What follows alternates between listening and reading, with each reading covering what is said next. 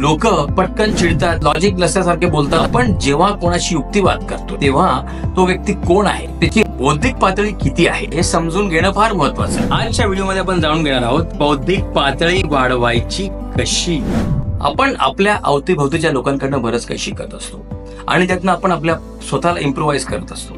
पण आपल्या अवतीभोवतीचे जे लोक असतात ते सुद्धा जवळपास आपल्यासारखे असतात ना, कारण एक्सपोजर हे मॅटर करत असतं. हुशारी ही महत्वाची ठरतेच, पण एक्सपोजर, एक्सपिरियन्स आणि तुम्ही किती लोकांमध्ये उठलायत, बसलायत, किती लोकांमध्ये वावरलात, ही गोष्ट खूप महत्वाचे रोल प्ले करत असते. आता फॉर एक्झाम्पल तुम्हाला जर काही शिकायचं आहे तर आपण म्हणतो ना की मी आपल्या अवतीभोवतीच्या लोकांशी शिकत असतो. पण मी तेच सांगतोय की शिकणं ही अशी प्रक्रिया आहे ना जी आपल्यापेक्षा वरच्या लेवलच्या लोकांशी शिकली गेली पाहिजे.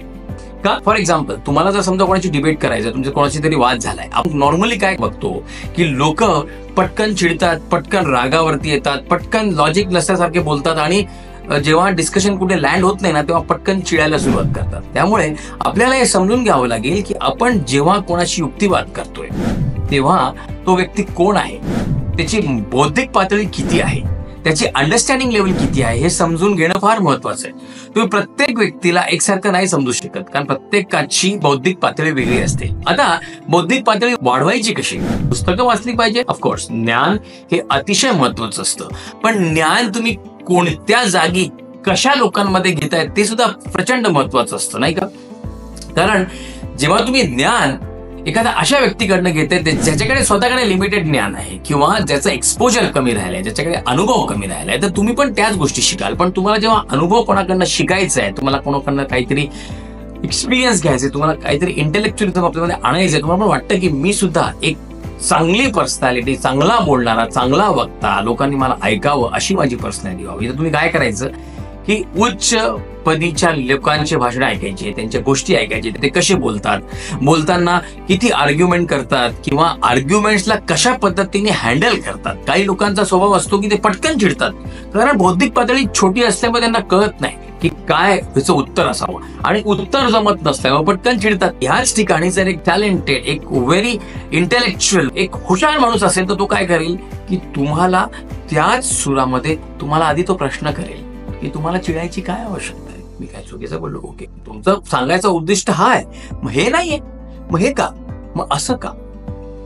इंटेलेक्च्युअल माणूस हा करेल. पण एखादा उद्धट माणूस किंवा ज्याचं कल्चरली तो खूप ऍडव्हान्स नाहीये किंवा कमी शिकलेला आहे किंवा वातावरणाचा प्रभाव आहे, तर तो काय कर, हे काय बोलतोय तू, लगेच चिडणार तो. त्याची बौद्धिक पातळी एवढी त्याला परमिटच करणार नाही की प्रश्नाचं उत्तर व्यवस्थित तो देईल. त्यामुळे मॉरल ऑफ द स्टोरी काय, तुम्ही स्वतःची बौद्धिक पातळी त्या लेवलवरती घेऊन जा जिथे तुम्हाला कोणाशी वादविवादाची गरज पडणार नाही आणि तुम्ही अगदी सोप्या पद्धतीने सोल्युशन्स वरती याल. जगात सगळ्यात टॉप प्लॅटफॉर्म्स कुठले आहेत सोशल मीडियाचे? Instagram, Facebook, YouTube, Google, US. तुम्ही विचार करू शकता की USच्या लोकांची मेंटॅलिटी, जी लेवल ऑफ थिंकिंग असते, तो भाग अतिशय महत्वाचा. ते कसं शिकायला मिळेल ते तुम्ही गृहीत धरलं पाहिजे. त्या लोकांचे काही इंटेलेक्च्युअल डिस्कशन्सचे व्हिडिओज बघा, तुम्हाला चांगल्या गोष्टी शिकायला मिळतील. युजली आपण पुस्तकं आता वाचत नाही, पण ऑडिओ आणि युट्यूबच्या माध्यमातून, व्हिडिओच्या माध्यमातून तुम्ही बघा की लोक कशा पद्धतीने डिबेट करतात, काय बोलतात, कसं वागतात, कसं बोलतात आणि त्यांच्या शब्दांमधनं तुम्ही शिकायचा प्रयत्न करा, ग्रहण करायचा प्रयत्न करा की तुम्हाला काय हवंय. कारण माणसाची जी बुद्धी असते ना, या बुद्धीची पातळी इतकी उंच आहे की माणूस त्याच्यासाठी आकाश पण लिमिट नाही. जेव्हा आपण मूनवर जाऊ शकतो, विचार करा की माणूस काय नाही करते, तुम्हाला कोणी शिकवायला येणार नाही, तुम्हाला स्वतःच शिकायचं आहे. Doctor Rakesh Shrivansh, thank you for watching. तुमच्यापैकी बरेचसे लोक सबस्क्राईब करत नाही, प्लीज सबस्क्राईब करा, अतिशय महत्वाचं आहे. आम्हाला पण मोटिवेशनल मिळतं अशा व्हिडिओज बनवायला. आणि तुम्हाला काय वाटलं आजच्या व्हिडिओ ते पण मला नक्कीच कळवा. लाईक करा, शेअर करा, कमेंट करा, सबस्क्राईब करा. Thank you for watching.